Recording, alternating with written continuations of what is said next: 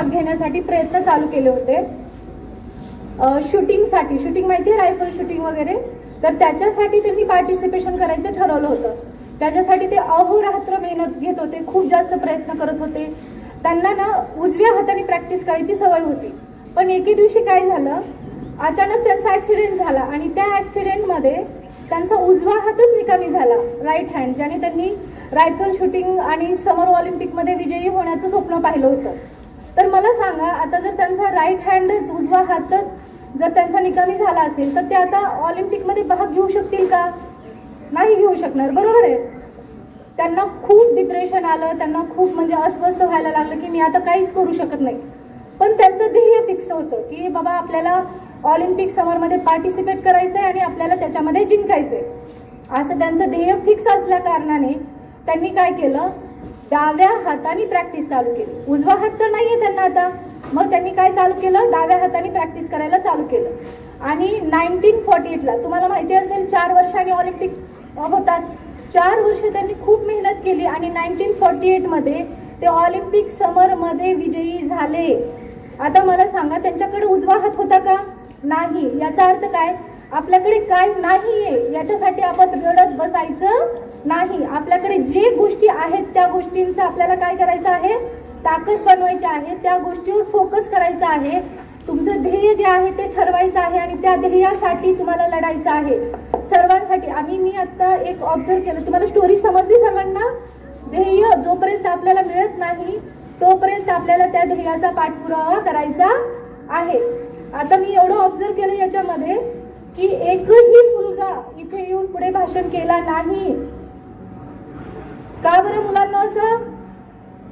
सगळ्या मुली आल्या, सगळ्या ऑलमोस्ट सगळ्या मुलीच होत्या, एकही मुलगा इथं आला नाही।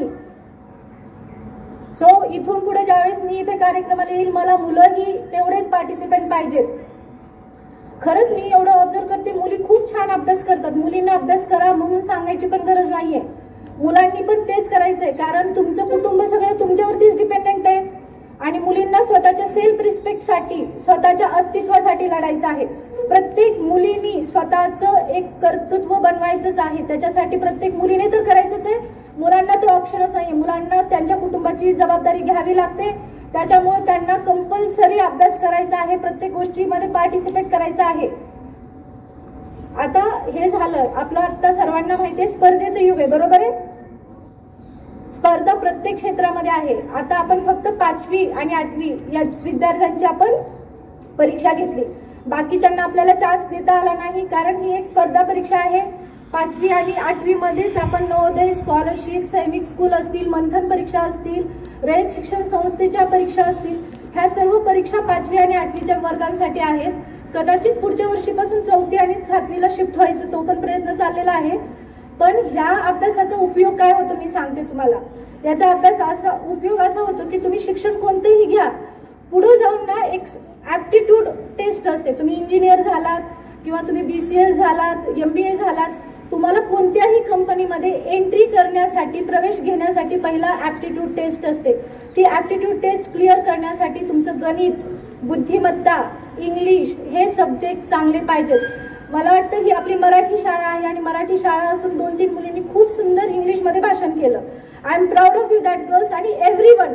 मला प्रत्येक मुलगा इथला घडलेला पाहिजे, कारण मी अकॅडमी जेव्हा रन करते त्यावेळेस मला त्या ठिकाणी असं दिसून येतं की जी मुलं एक ग्रॅज्युएशन कंप्लीट झाल्यानंतर, डिग्री कंप्लीट झाल्यानंतर अभ्यासाला सुरुवात करतात, त्यांना थोडासा उशीर होतो पास होण्यासाठी, पण जी मुलं लहानपणापासून 8वी पासून 5वी पासून ह्या स्पर्धा परीक्षा देत राहतात, त्याच्यासाठी अहोरात्र मेहनत घेतात, ती मुलं PSI झालेले। आपल्या अकॅडमीची खूप सारी मुलं PSI झालेत, बँकमध्ये PO झालेले आहेत, क्लर्क झालेले आहेत, पोलीस भरतीमध्ये भरपूर मुलांचे सिलेक्शन झालेले आहेत, तलाठी झालेले आहेत। तर तुम्ही प्रत्येक जण एक स्वप्न बघत असाल, काही जणांना डॉक्टर व्हायचं असेल, काहींना इंजिनियर व्हायचं असेल, काहींना MBA करायचं असेल, व्हॉट एव्हर तुमचे जे पण स्वप्न असतील त्या स्वप्नाचं चेस करणं, त्याचा पाठलाग करणं खूप गरजेचं आहे।